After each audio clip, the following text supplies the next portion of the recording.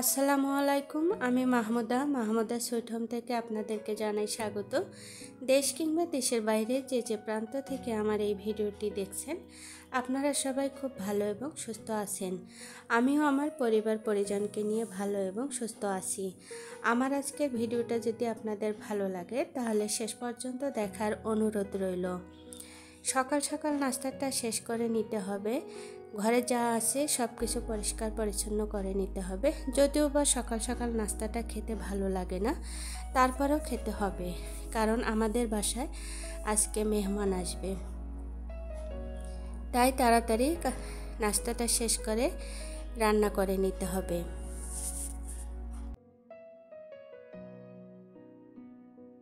নাস্তা শেষ করে এবার ঘর পরিষ্কার করতে এসেছি। ঘর গুছিয়ে রান্না করে নিব। রান্নাটা শেয়ার করব না, যেহেতু মেহমান আসবে।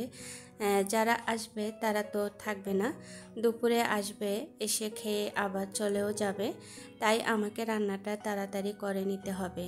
ভিডিও করে রান্না করলে দেরি হবে, তাই ভিডিওটা শেয়ার করব না।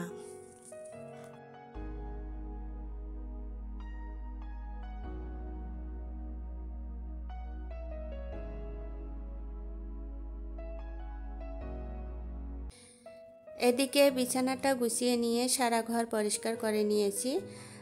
আমার এই ভিডিওর মধ্যে আমার প্রিয় আপু এবং ভাইয়াদেরকে অনুরোধ করব, প্লিজ আপনারা আমার ভিডিওগুলো পুরো দেখবেন।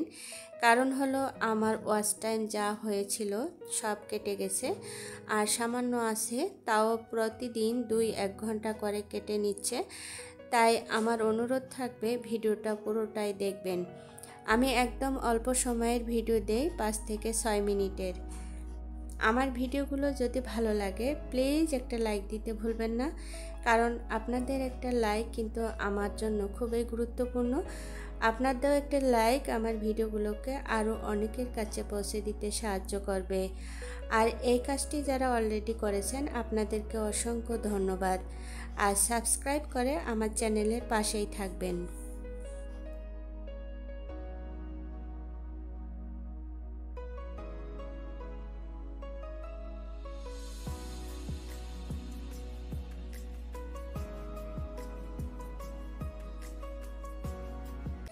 আলহামদুলিল্লাহ আমার রান্নাও শেষ হয়েছে, মেহমানও এসে গেছে।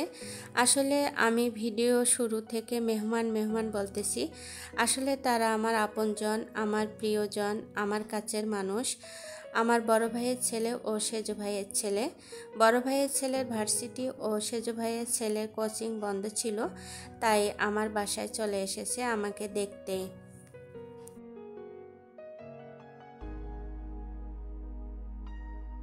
এবার পরিচয় করিয়ে দেই, মাসরুরকে তো আপনারা চিনেন। আমার ভিডিও যারা রেগুলার দেখেন তারা তো চিনবেন আমার ছেলেকে। আমার ছেলের পরে যে ছেলেটা, তার নাম হচ্ছে নাইম। ও আমার সেজো ভাইয়ের ছেলে। ও এবার ভার্সিটির পরীক্ষা দেওয়ার জন্য প্রস্তুতি নিচ্ছে, উদ্ভাসে কোচিং করছে। আর পরে যে বাবাটা আছে, আসলে আমার ছেলে সহ ভাইদের যত ছেলে আছে আমি সব ছেলেদেরকে বাবা বলে ডাকি। তো আমার এই বাবাটা জগন্নাথ বিশ্ববিদ্যালয় থেকে অনার্স শেষ করেছে, মাস্টার্সও এবছরে শেষ হবে, সাথে বিসিএস এর জন্য প্রিপারেশন নিচ্ছে। আর আমার ছেলে তো ড্যাফোডিলে পড়ে। আপনারা সবাই ছেলে তিনটার জন্য দোয়া করবেন, ওরা যেন ওদের পড়াশোনা শেষ করে ওদের গন্তব্যে পৌঁছে যেতে পারে। ওরা আসার সাথে সাথে আমি খেতে দিয়েছি, ওরা খাচ্ছে।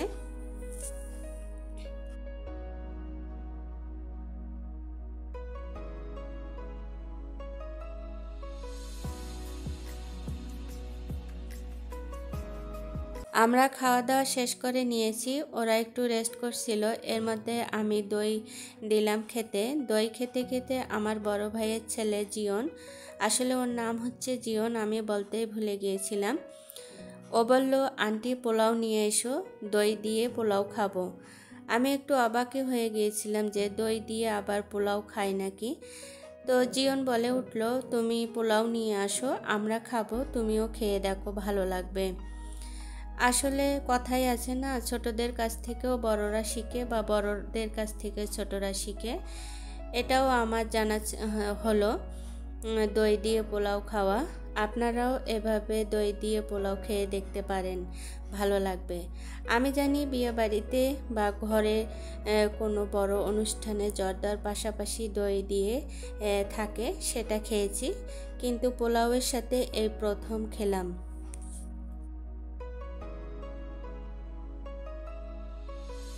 আজকে এই পর্যন্তই। আমার এই কাজের বা কথাবার্তার মধ্যে দিয়ে যদি কোনো ভুল ত্রুটি হয়ে থাকে তাহলে ক্ষমা সুন্দর দৃষ্টিতে দেখবেন।